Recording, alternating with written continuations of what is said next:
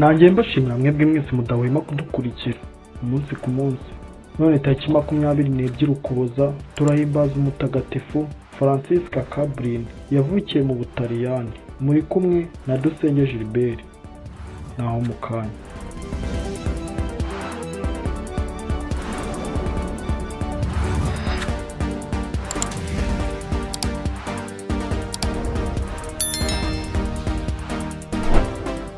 Mu buto bwe yahuye n'imibabaro myinshi, ubukene, amagara make, bikubitiraho rero n'urupfu rw'ababyeyi be.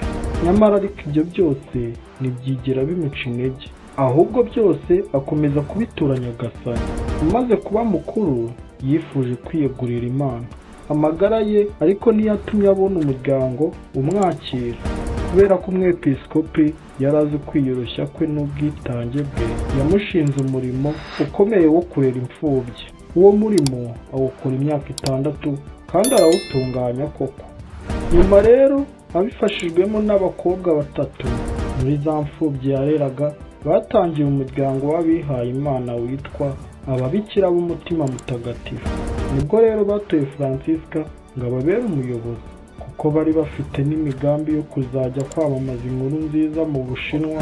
Muri icyo gihe ariko hari Abataliyani benshi bajyaga muri Amerika gushaka akazi. Umwepiskopi waho nibwo atumye kuri Francisca ngo azamwoherereza ababikira bazamufasha kugoboka ingorwa zituye mu nkengero z'umujyi wa New York.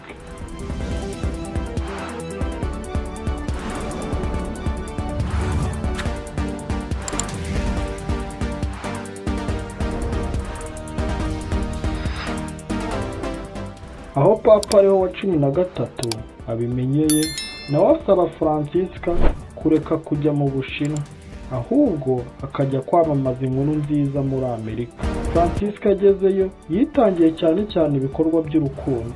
Atangiza ikigo kigenewe kwakira imfubyi, yubakisha n'ibitaro 4 byo kugoboka abarwayi. Francisca Cabrini yakwirakwije ibigo byinshi by'ababikira b'Umutima Mutagatifu muri Amerika y'Amajyepfo no mu Bwongereza, mu Bufaransa no muri Espagne. Ibyo byose abikorera kugira ngo ingoma y'Imana yogere hose.